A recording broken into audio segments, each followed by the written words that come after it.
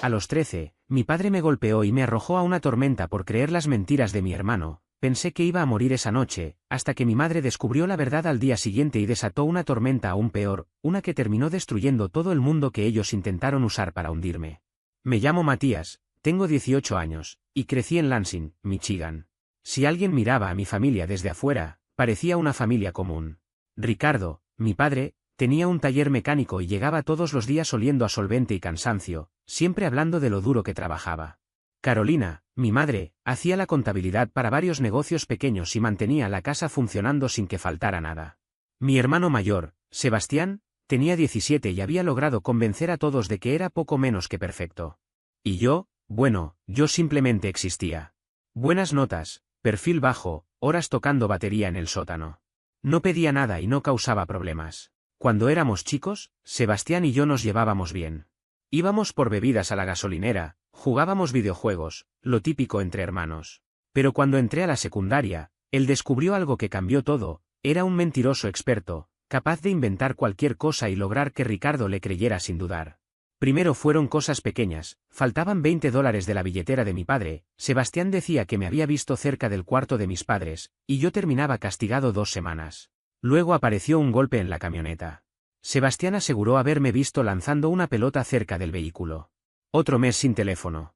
El patrón era evidente, tanto así que empecé a registrarlo en un cuaderno escondido bajo mi colchón, fecha, acusación, castigo. Para cuando cumplí 13, tenía 42 entradas, todas con el mismo desenlace, Sebastián decía algo, yo era el culpable. Intentar defenderme no servía. Ricardo ya había decidido que yo era el problema. Carolina, en cambio, lo veía. A veces la encontraba observando en silencio mientras mi padre descargaba su furia sobre mí por algo que Sebastián había inventado. Tenía esa expresión de querer intervenir, pero nunca lo hacía. Después solo me decía que no provocara más conflictos, que dejara las cosas pasar. A medida que Sebastián notaba que nadie lo cuestionaba, se volvió más agresivo. Si mi padre no estaba, él me empujaba, me hacía tropezar o se burlaba. Sabía que si me defendía, yo terminaría castigado, así que aguantaba. Y así llegamos a la semana en que todo explotó, mediados de diciembre, pleno invierno en Michigan, oscureciendo temprano y con un frío que se metía en los huesos. Pasaba la mayoría del tiempo en el sótano practicando una pieza complicada de batería para un concierto escolar. Sebastián actuaba más raro de lo normal, puertas cerradas, teléfono bloqueado cada minuto, actitud nerviosa. Supuse que estaba metido en algo turbio o saliendo con alguien a escondidas. No me importaba, para ser honesto. Carolina había viajado a Grand Rapids porque mi abuela Teresa estaba grave con neumonía. Los médicos no eran optimistas y mi madre decidió quedarse varios días. Antes de irse dejó la casa abastecida, instrucciones claras y le pidió a Ricardo que se encargara de todo. Eso significó que quedé solo con él y con Sebastián durante una semana completa. El ambiente sin mi madre era insoportable. Mi padre estaba estresado por problemas en el taller, un trabajo de seguro que estaba saliendo mal. Llegaba furioso todas las noches, buscando una excusa para desquitarse.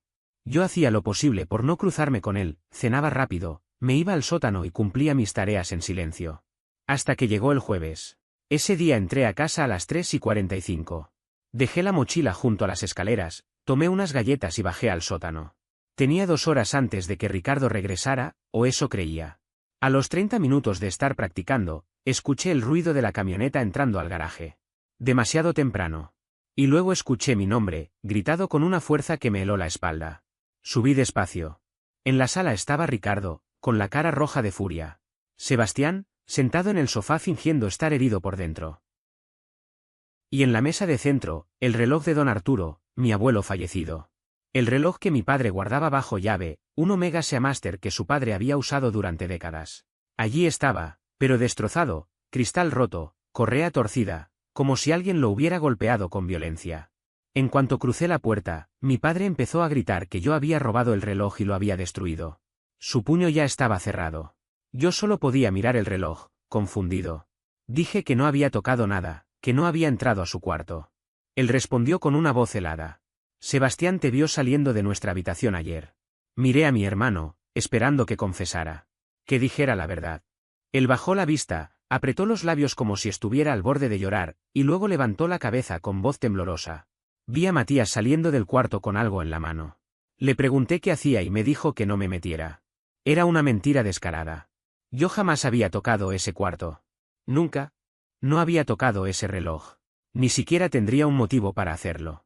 Pero según mi padre, o mejor dicho, según la versión que Sebastián le había servido en bandeja, yo lo había tomado por envidia, para lastimarlo.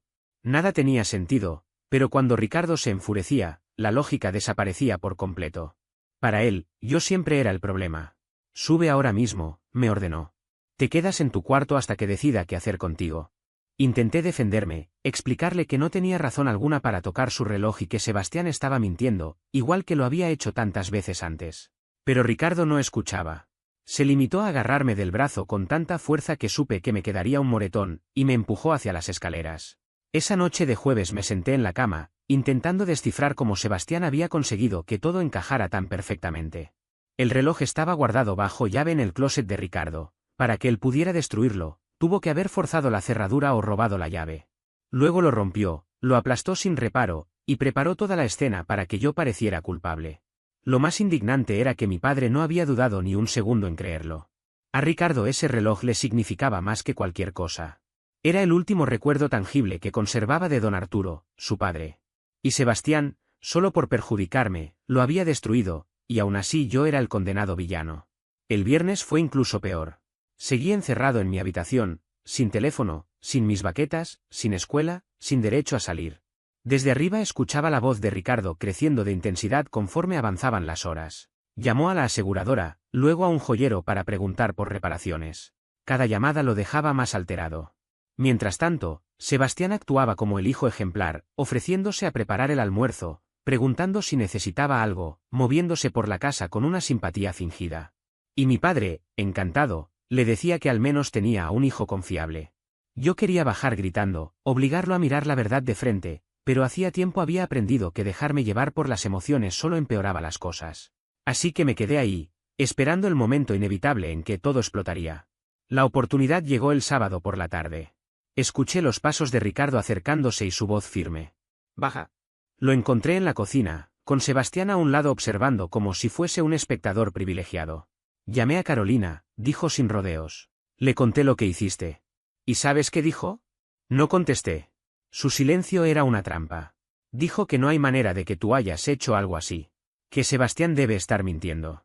Quiso que sus palabras me cayeran como una sentencia. Carolina, a 4 horas de distancia, acompañando a abuela Teresa en sus últimos momentos, había tomado mi defensa sin dudar. Para Ricardo, eso era una traición.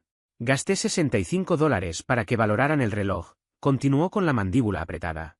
¿Sabes qué me dijeron? Que no tiene arreglo. Es pérdida total. $6.000 de valor sentimental. Destruidos. Y el joyero dijo que alguien le dio múltiples golpes con un martillo. Golpes intencionales. Alguien quiso destruirlo por completo. No lo hice yo, respondí. Ricardo se movió como si un resorte lo hubiera impulsado. Me sujetó del pecho y me estampó contra el refrigerador. Mi cabeza rebotó contra el metal, haciéndome ver chispas. No me mientas, gruñó. Sebastián observaba sin inmutarse. Ni una pizca de culpa en su cara. Ricardo apretó más fuerte. Vas a pagarme cada centavo. No me importa cuánto te tome. Vas a trabajar, y cada dólar que ganes me lo darás. Quizá en 10 años aprendas la lección. No puedo pagar algo que no rompí, dije. Respuesta equivocada. Lo que pasó después fue una mezcla de golpes, dolor y confusión. Su primera bofetada me hizo escuchar un zumbido intenso. El sabor a cobre inundó mi boca. Intenté mantenerme en pie, pero las piernas fallaban y la cocina comenzó a girar. Entonces llegó el primer puñetazo. Me golpeó en las costillas y sentí como algo cedía. El aire se me escapó. Otro golpe en el estómago. Uno más en la cara. Me encorvé tratando de cubrirme, pero fue inútil. Me agarró del cabello, tiró con fuerza y me lanzó contra los gabinetes, el tirador chocó contra mi columna. Perdí la cuenta de los golpes. La sangre me llenaba la boca. Uno de mis dientes se movía. Ricardo jadeaba como si estuviera haciendo ejercicio. Yo dejé de resistir. Sebastián seguía ahí, firme, con su teléfono en la mano. No supe si grababa o solo disfrutaba el espectáculo. Un golpe más y todo se volvió borroso. Cuando finalmente se detuvo, yo estaba en el suelo, luchando por recordar cómo inhalar sin sentir cuchillas en las costillas. Lárgate, dijo con una frialdad distinta, calculada. Fuera de mi casa. Me quedé sentado unos segundos, aturdido. Cada respiración era una punzada. Intenté incorporarme. ¿No me escuchaste?, añadió. Veré. Está nevando, ¿y qué? Tendrías que haber pensado en eso antes de destruir el reloj de mi padre. No eres bienvenido aquí. Miré a Sebastián. Sonreía. Me levanté apoyándome en el mostrador. Todo dolía, pero al menos podía caminar. Ricardo me escoltó mientras subía a mi habitación. Se quedó en la puerta vigilando mientras metía en la mochila algunas prendas, mi cargador, y el cuaderno donde llevaba anotadas todas las mentiras de Sebastián. Mis manos temblaban. Tomé mi chaqueta y mis baquetas. Quizá eran una tontería, pero no quería dejar atrás lo único que se sentía realmente mío. Me acompañó hasta la entrada. Abrió la puerta. El frío entró como una bofetada. Había varios centímetros de nieve y seguía cayendo con fuerza. No vuelvas. Ya no eres mi hijo, dijo antes de empujarme hacia afuera y cerrar la puerta con seguro. El chasquido del cerrojo me perforó el pecho más que los golpes. Me quedé allí unos segundos, procesando. Las costillas ardían. El aire helado me hacía temblar. Pero no tenía opción, o me movía o terminaría congelándome. Mi mejor amigo, Diego, vivía a 8 cuadras. En esas condiciones, parecía el doble. Aún así, empecé a caminar. La nieve golpeaba de costado, el viento atravesaba mi abrigo como si fuera de papel, y cada paso me arrancaba un gemido por el dolor en mis costillas. Pero seguí adelante. No tenía otra alternativa. Caminé abrazándome el torso con un solo brazo, como si ese gesto pudiera mantenerme entero, como si pudiera evitar que todo lo que llevaba por dentro terminara desbordándose. Cada paso era un esfuerzo que me costaba más de lo que quería admitir. Los coches pasaban a mi lado sin disminuir la velocidad, levantando ráfagas de nieve que me golpeaban la cara como cristales diminutos. Para ellos yo no era más que otro chico caminando bajo una tormenta de nieve en un sábado por la noche. Una silueta más entre sombras y faros. Nada que llamara la atención, nada que mereciera detenerse. En la segunda cuadra, el temblor en mis manos se volvió casi imposible de controlar. Los dedos ya no obedecían del todo, rígidos y entumecidos. Sentía como el frío se metía bajo la piel, trepando por los brazos, instalándose por completo en el pecho. Para cuando llegué a la tercera cuadra, estuve a punto de darme la vuelta. Una parte de mí, la parte cansada, la parte que aún quería creer que Ricardo podía arrepentirse, me pidió regresar y tocar la puerta, aunque fuera solo para mendigar otra oportunidad de entrar. Pero la otra parte, la que aún conservaba algo de dignidad, me obligó a seguir adelante. No sé cómo, pero avancé. Paso a paso. Respiración a respiración. En la sexta cuadra sentí que las piernas simplemente iban a fallar. Me detuve apoyándome contra un buzón metálico, intentando encontrar un punto de equilibrio. El estómago se me volteaba y tuve la certeza de que iba a vomitar. Todo mi alrededor giraba como si la tormenta hubiera entrado también dentro de mi cabeza. La visión se me estrechaba por momentos, reduciéndose a un túnel helado. Respirar dolía, cada inspiración era una punzada. Y tuve ese deseo tan peligroso en una noche como esa, dejarme caer en la nieve, solo un minuto, cerrar los ojos y descansar. Pero sabía muy bien lo que eso significaba. Quien se sienta a descansar bajo una tormenta como esa, no se levanta nunca más. Me obligué a separarme del buzón, a recuperar el ritmo de mis pasos, aunque no sentía los pies. 2 cuadras más. Solo 2. Me repetí esas palabras como si fueran un mantra. Podía hacerlo. Tenía que hacerlo. Si no llegaba ahora, no llegaría nunca. A través del viento helado, entre la nieve que caía como un telón espeso, la casa de Diego apareció finalmente. Una luz cálida escapaba por las ventanas, y por un momento me pareció un faro, un salvavidas improbable en medio de un mar helado. Tropecé hasta la entrada. Golpeé la puerta con los puños entumecidos, apenas capaz de coordinar el movimiento. Fue Mauricio, su padre, quien abrió. En cuanto me vio, la confusión en su rostro se transformó en furia y preocupación en un solo segundo. «Santo cielo», murmuró, y antes de que pudiera reaccionar me aló hacia adentro. «Diego, busca a tu madre ahora mismo». Mis piernas no respondieron y terminé desplomándome en el pasillo. Todo se volvió difuso, como una pintura corrida por la lluvia. Escuché voces, pasos, puertas abriéndose. Luego nada. Cuando desperté, estaba recostado en el sofá, cubierto con una manta gruesa. El calor del interior me hizo arder la piel, como si mi cuerpo recién ahora entendiera cuánto frío había acumulado. Daniela, la mamá de Diego, estaba sentada en una silla cercana, vigilándome con una preocupación tan intensa que me dejó sin palabras. Hola, susurró al notar que abría los ojos. ¿Cómo te sientes? Como si me hubiera arrollado un camión, logré responder. Daniela intercambió una mirada con Mauricio, quien estaba en la entrada del living. Sus rostros tenían ese gesto característico de los adultos que están conteniendo algo más grande de lo que quieren mostrar. Mauricio quiere llamar a la policía, continuó ella, pero decidimos esperar a que despertaras. ¿Qué pasó, Matías? Se lo conté todo. Desde lo del reloj hasta las acusaciones de Sebastián y el momento en que Ricardo perdió el control. Cada palabra me costaba como si la garganta tuviera vidrios. Cuanto más hablaba, más se endurecía la expresión de Daniela, y más tenso se ponía Mauricio en el fondo de la habitación. Cuando terminé, Daniela se levantó con una mezcla de indignación y una calma peligrosa.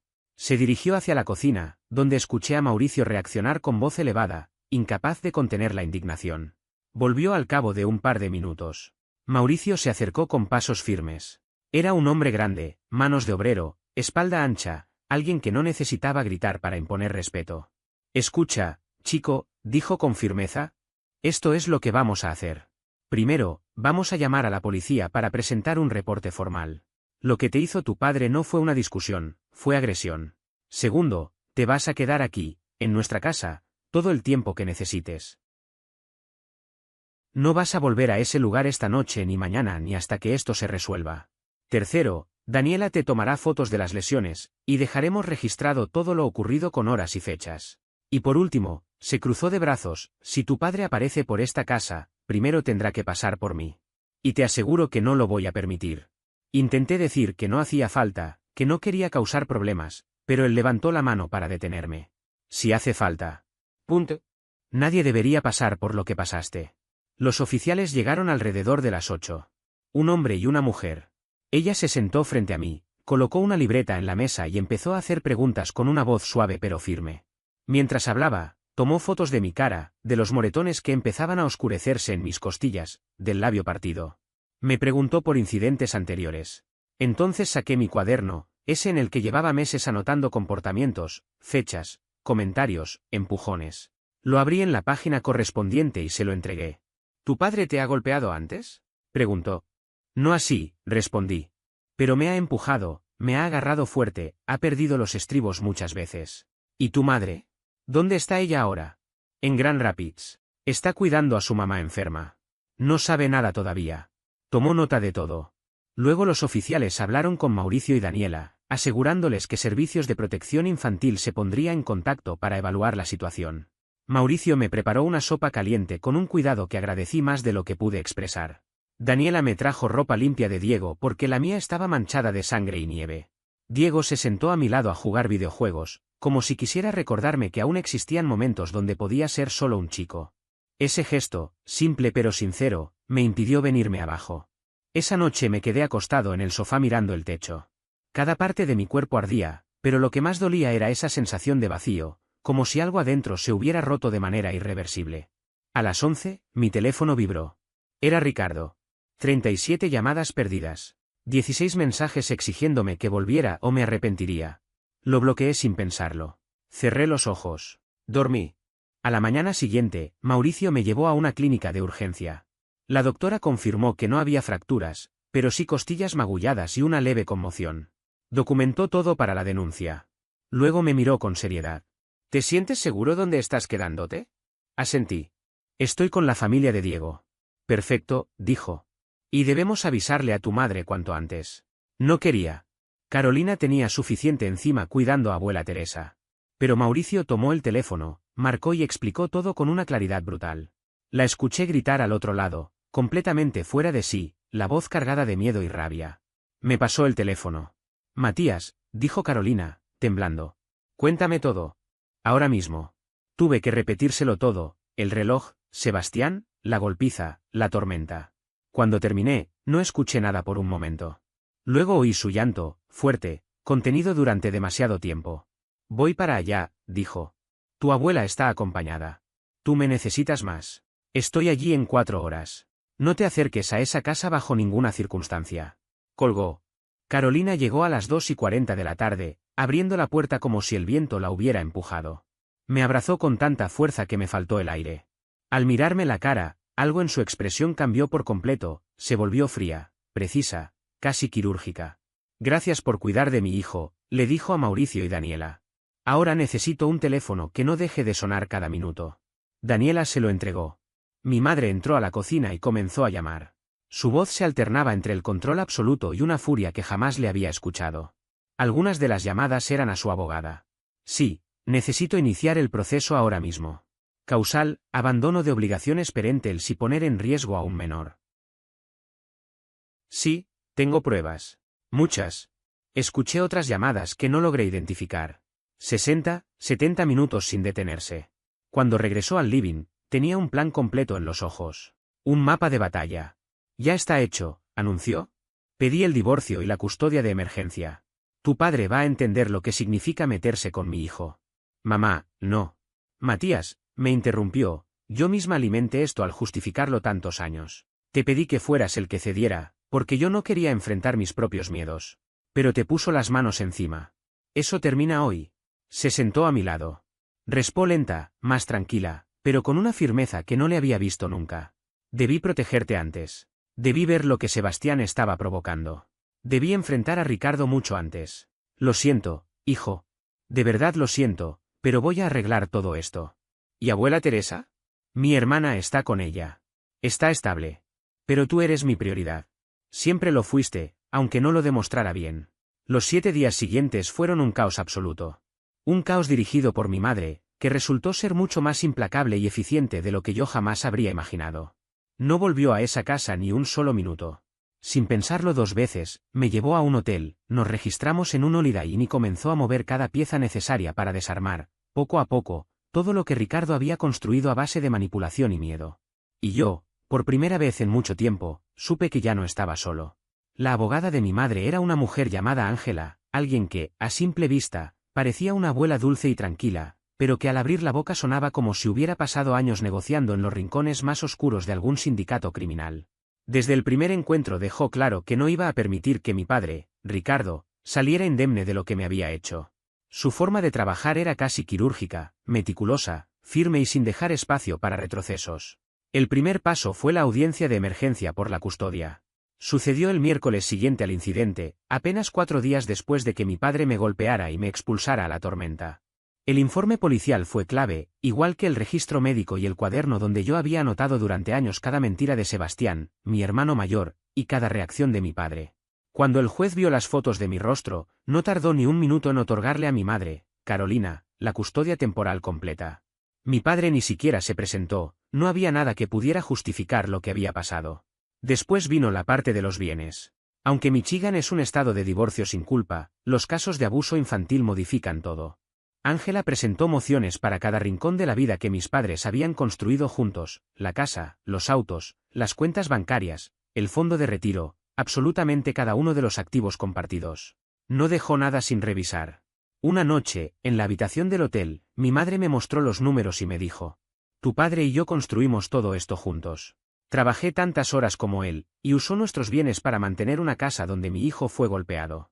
Me quedaré con la mitad de todo, con la casa y con la custodia principal. Cuando le pregunté qué pasaría con Sebastián, simplemente respondió: tiene 17 años. Es lo suficientemente grande para decidir. Si quiere quedarse con tu padre, es su elección. Pero no volverá a acercarse a ti. El proceso legal avanzó tan rápido como las leyes del Estado podían permitir. Ángela presionó para que todo se acelerara, argumentando riesgo por violencia doméstica. A las 2 semanas ya existían órdenes temporales que congelaban todas las cuentas conjuntas e impedían que mi padre vendiera, transfiriera o manipulara bienes. La casa quedó bloqueada, no podía venderse ni refinanciarse sin la firma de ambos, pero mi madre obtuvo uso exclusivo mientras el divorcio seguía su curso. Parecía un operativo militar. Cada documento, cada cuenta, cada propiedad compartida estaba rastreada, asegurada o bajo orden judicial antes de que mi padre entendiera lo que estaba perdiendo. 3 semanas después del incidente, mi madre decidió ir a la casa mientras él estaba trabajando. Me pidió que me quedara en el auto. Desde el asiento del copiloto la vi abrir la puerta, entrar y salir 20 minutos después con 3 bolsas negras repletas. Ahí estaban mis libros, mi ropa, los parches para la batería que tanto me gustaban, todo lo que había quedado atrás la noche que me expulsaron bajo la tormenta. La camioneta de mi padre no estaba en la entrada, no hubo enfrentamientos, ni palabras, ni discusiones. No vamos a volver, me dijo al subir al auto. Voy a encontrar un departamento pequeño para nosotros. Empezaremos desde cero. Cuando le pregunté por mi padre y por Sebastián, no dudó. Que resuelvan su propio caos. Yo terminé de cubrir a personas que lastiman a mi hijo. El departamento al que nos mudamos era pequeño, pero tranquilo y seguro. Tenía una habitación solo para mí, Un espacio donde podía respirar sin miedo a que alguien irrumpiera acusándome de algo que no había hecho. Mi madre trabajaba desde casa la mayoría de los días, pendiente de mí mientras me recuperaba. Las marcas se desvanecieron con el tiempo, el dolor en las costillas también. Pero lo que no lograba desaparecer era Sebastián en mi cabeza. Había destrozado el reloj que perteneció a don Arturo, mi abuelo. Luego me culpó, viendo cómo mi padre me golpeaba hasta dejarme inconsciente. Sonrió cuando me lanzaron a la nieve. Y aún así, él seguía allí, en esa casa, viviendo como si nada, probablemente diciendo a todos que yo era el problema. Un sábado de enero, Diego vino a mi departamento. Estábamos en mi habitación jugando videojuegos cuando solté la idea que llevaba días rondándome. Necesito encargarme de Sebastián. Él pausó el juego. ¿Qué significa eso? Que no basta con irme. Él tiene que enfrentar consecuencias reales. No solo que mamá se divorcie. Consecuencias de verdad. Saqué mi cuaderno, ese donde llevaba años anotando cada cosa. Diego lo miró en silencio mientras yo hablaba. Tengo todo esto. ¿Pero y si hay más? ¿Y si hace lo mismo en la escuela? Diego se quedó pensativo unos segundos, como si acabara de recordar algo. Oye, ¿sabes cómo Sebastián siempre tiene calificaciones perfectas? Sí, respondí. Está en honor roll cada semestre. Exacto. Pero jamás lo veo estudiar. Nunca.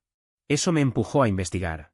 Empecé preguntando con cuidado a algunos estudiantes del instituto. Y fue ahí cuando los rumores aparecieron.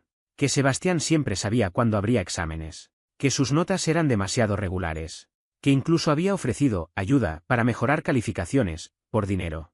El golpe de suerte llegó con la prima mayor de Diego, Fernanda, que era estudiante de tercer año en ese mismo instituto. Ella lo había visto varias veces en el laboratorio de computación durante sus horas libres. Siempre en el mismo ordenador, siempre borrando el historial antes de retirarse. Cuando se lo conté, no dudó en ayudar. A ella también le parecía que había algo sucio detrás de su comportamiento. Planeamos todo para un martes por la tarde. Fernanda entraría al laboratorio durante el mismo periodo libre de Sebastián, se sentaría en una computadora frente a él y grabaría con su teléfono oculto entre las páginas de un libro. El primer día no funcionó, Sebastián no apareció. En el segundo intento estuvo presente, pero no abrió el portal de notas. La tercera ocasión finalmente se alineó todo. El vídeo fue perfecto, 8 minutos completos donde se veía a Sebastián iniciar sesión con credenciales administrativas, entrar a su expediente académico, modificar una B en química a una, borrar 3 ausencias y ajustar los cálculos de su GPA. Todo quedaba registrado con la hora del ordenador visible en pantalla. Pero yo quería más. Una sola grabación se puede justificar. Un patrón no. Así que creé un correo falso desde un dispositivo que nadie pudiera rastrear. Le escribí haciéndome pasar por un estudiante de segundo año llamado Josh, que había escuchado que él arreglaba notas. Respondió en menos de una hora. Durante una semana intercambiamos mensajes. Me explicó sus precios. $75 por cambio simple, 150 por modificar asistencias o agregar actividades extracurriculares inventadas. Incluso adjuntó capturas de pantalla del antes y después de varias transcripciones que ya había alterado, junto con comentarios de estudiantes satisfechos. Era un negocio completo. Guardé absolutamente todo, mensajes, capturas, fechas, pruebas. Creé carpetas, líneas de tiempo, hojas comparativas. Con ayuda de Fernanda, cotejé cada modificación con los registros oficiales de la escuela. Con Diego hicimos una hoja de cálculo que conectaba cada cambio con los momentos en que Fernanda lo había visto en el laboratorio. El resultado era incontestable. Sebastián había ingresado al sistema 49 veces en 7 meses, alterado sus notas en 8 clases, modificado asistencia, ayudado al menos a 6 estudiantes y agregado 2 actividades extracurriculares inexistentes. En febrero, la escuela organizaba una ceremonia de premiación, reconocimientos académicos, premios de conducta, actividades que lucían perfecto en una solicitud universitaria. Sebastián iba a recibir 3, excelencia académica, liderazgo estudiantil y asistencia perfecta. Ahí decidí mi fecha límite. 14 de febrero. Día de San Valentín. El momento perfecto para que todo saliera a la luz. La ceremonia de premiación se realizó en el gimnasio del instituto, un lugar que ese día parecía más un auditorio improvisado que un espacio deportivo. Las gradas estaban tan llenas que algunos padres permanecían de pie apoyados contra las paredes laterales, mientras otros hacían equilibrio en los escalones para grabar cada momento. En el centro del gimnasio, los estudiantes ocupaban filas perfectamente ordenadas de sillas plegables, intentando aparentar tranquilidad aunque la mayoría no dejaba de moverse o ajustarse la ropa. Yo me senté al fondo, junto a Carolina, tratando de mantener la calma mientras veía a Sebastián desplazarse por la sala como si fuera un actor saludando a sus fans. Sonreía, estrechaba manos, inclinaba la cabeza con falsa modestia cada vez que alguien le decía algo, y movía los hombros con la seguridad de quien cree que el mundo gira a su favor. No había rastro de duda en su comportamiento. Esa confianza solo se comparaba con la expresión de orgullo exagerado que Ricardo, sentado en primera fila, llevaba en la cara. Aunque había perdido casi todo lo que le importaba en los últimos meses, todavía tenía a su hijo estrella. O eso pensaba. Lo que ninguno de los dos sabía es que esa imagen perfecta estaba a minutos de romperse. Cuando las luces se atenuaron ligeramente, la directora Ángela Ortega subió al escenario. Ajustó el micrófono, dedicó una sonrisa de cortesía a las familias y empezó su discurso. Habló de excelencia, de disciplina, de integridad y del compromiso con la comunidad. Yo tuve que mirar hacia otro lado para contener la carcajada que se me formó. Escucharle hablar de integridad mientras Sebastián estaba sentado a pocos metros era casi una comedia involuntaria. Comenzaron a llamar nombres. Primero, los reconocimientos académicos. Sebastián fue mencionado 2 veces seguidas, cuadro de honor y lista del decano. Cada vez caminó con paso firme, estrechó manos, sonrió para las fotos y regresó a su asiento recibiendo aplausos que parecían interminables. Los padres murmuraban lo talentoso que era, los estudiantes rodaban los ojos discretamente, y yo observaba tratando de no pensar demasiado en la farsa que estaba contemplando.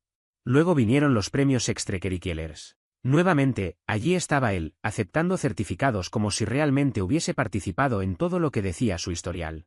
Seguían con los premios de personalidad, liderazgo y valores. Y, como si faltara alguna ironía más, el premio al liderazgo estudiantil fue para él.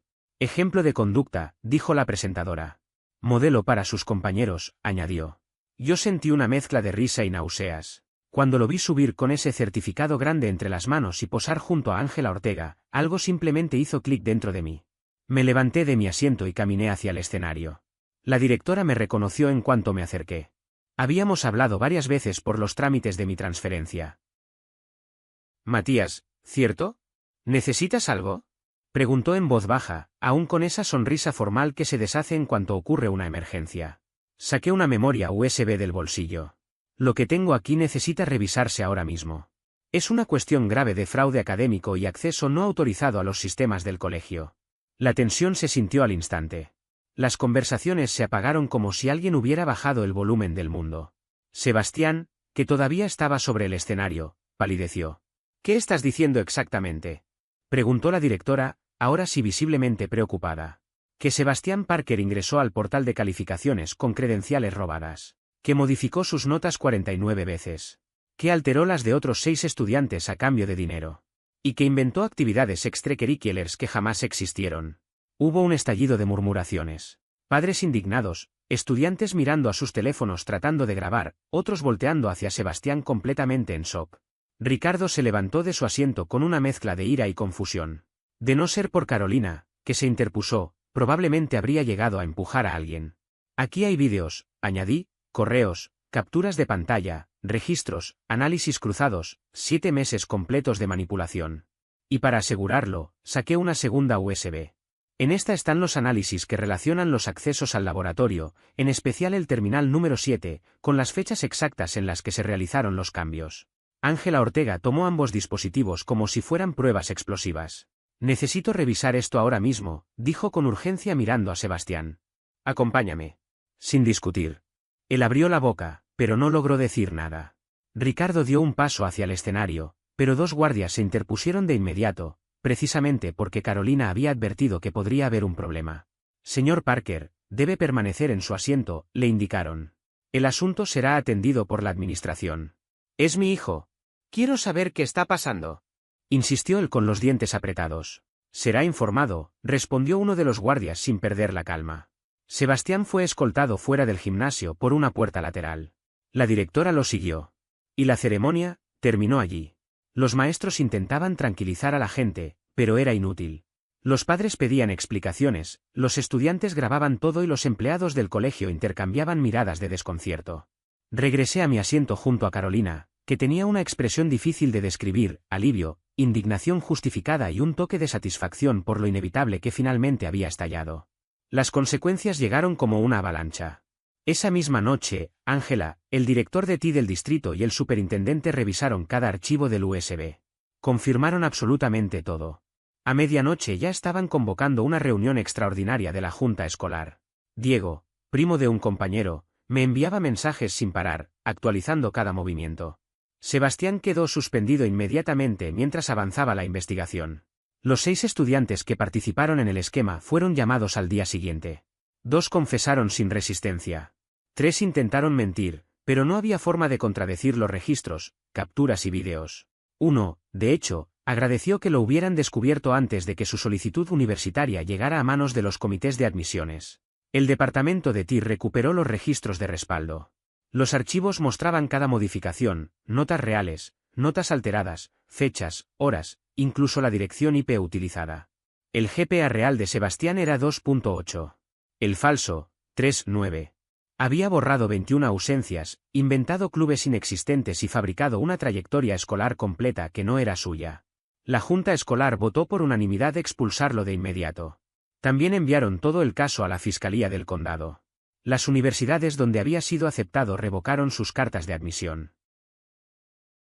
Una de ellas incluso envió un documento formal indicando que la deshonestidad académica implicaba una prohibición permanente para futuras solicitudes. Ese documento se filtró y empezó a circular. Diego insistió en que no habíamos sido nosotros quienes lo difundimos. Los otros 6 involucrados recibieron sanciones, 3 expulsiones, 2 suspensiones largas, 1 con libertad condicional académica. Sus calificaciones volvieron a los valores originales y 2 solicitudes universitarias quedaron destruidas en el proceso. Pero el verdadero golpe vino cuando la Fiscalía entró en escena. Confiscaron los dispositivos electrónicos de Sebastián, su portátil, su teléfono y todo aparato que pudiera tener relación. Encontraron pruebas de pagos, accesos, correos y todo el esquema completo. Lo acusaron de fraude informático, robo de identidad y engaño para obtener beneficios. Para evitar un juicio más severo, Sebastián aceptó una declaración de culpabilidad reducida. Recibió 2 años de libertad condicional, 300 horas de servicio comunitario y una anotación permanente en su historial. Aunque el cargo grave se redujo a un delito menor, la mancha que dejó será algo que lo acompañará toda su vida. Y mientras todo esto ocurría, Ricardo comenzaba por fin a afrontar los problemas que había ignorado durante años. Las denuncias por agresión que Mauricio había presentado contra Ricardo continuaban su curso dentro del sistema judicial. El abogado de mi padre insistía en reducir los cargos mediante un acuerdo, pero la abogada de mi madre, Ángela, no cedió un centímetro. Su postura era clara: lo que había ocurrido debía quedar establecido oficialmente, de manera definitiva y sin posibilidad de borrar el registro. Finalmente, Ricardo terminó aceptando una declaración de no contestar frente a los cargos de agresión y violencia física. La sentencia fue dura: 1 año de libertad condicional, clases obligatorias de control de ira todos los jueves durante 6 meses y una orden de restricción permanente que le prohibía acercarse a menos de 150 metros de mí. El juez no mostró la más mínima empatía. Recuerdo sus palabras porque retumbaron en toda la sala. Golpeaste a tu hijo de 13 años hasta dejarlo ensangrentado porque preferiste creer una mentira, y luego lo echaste a una tormenta de nieve como si su vida no importara. Si no estás entrando a la cárcel ahora mismo, es únicamente porque tu exesposa pidió indulgencia por el bienestar del otro muchacho. No vuelvas a poner a prueba mi paciencia. 6 meses después, el divorcio quedó oficialmente cerrado, justo como lo establece el periodo obligatorio del Estado. Carolina recibió casi todo: el dinero de la venta de la casa, la mitad del fondo de retiro de Ricardo, ambos vehículos, prácticamente todo lo que pudiera darle estabilidad. Mi padre, en cambio, se quedó con las herramientas que llevaba en su camioneta y poco más. También tuvo que asumir íntegramente los honorarios legales de Sebastián, pagar las multas impuestas por el distrito escolar y cubrir $3.000 adicionales por los costos del intento fallido de obtener mi custodia.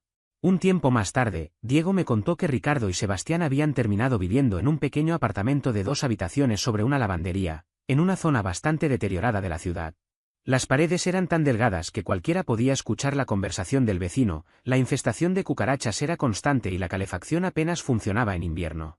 Como no le alcanzaba para cubrir los pagos y las deudas, mi padre tuvo que conseguir un segundo empleo en una tienda abierta toda la noche, sacrificando horas de sueño solo para mantenerse al día con el dinero que debía. En el taller mecánico tuvo que pasar a trabajar medio tiempo y perdió los beneficios que tenía allí. Diego lo vio una noche de martes, casi de madrugada. Me dijo que parecía haber envejecido 2 décadas en medio año. Sebastián, por su parte, trabajaba en un restaurante de comida rápida. Solía regresar impregnado del olor a grasa de freidora, intentando reunir lo suficiente para ingresar algún día a un instituto comunitario. Ningún programa universitario de 4 años estaba dispuesto a aceptarlo tras todo lo ocurrido. La prima de Diego se lo cruzó en un centro comercial. Me contó que Sebastián fingió no verla. Y no era lo único que había perdido. En mayo le incautaron su coche, así que empezó a utilizar el autobús para ir a trabajar. El propio taller donde trabajaba Ricardo empezó a resentir la situación.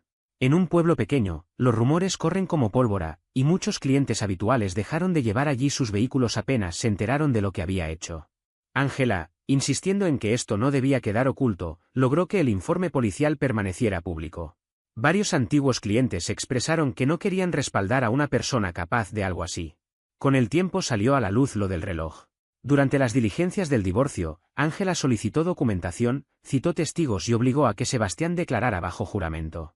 Cuando le preguntaron directamente, confesó que había tomado el reloj con intención de empeñarlo, y que, al no poder venderlo sin una identificación que lo acreditara como suyo, decidió romperlo y culparme a mí.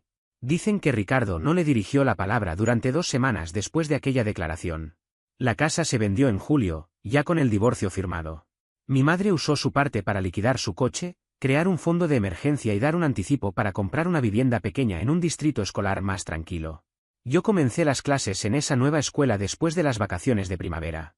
Me adapté rápido, hice amigos, ingresé al programa de música y empecé a tocar la batería con un grupo de estudiantes mayores que necesitaban un baterista de respaldo. Éramos ruidosos y no precisamente talentosos, pero disfrutábamos cada ensayo. El cambio de ambiente me hizo bien.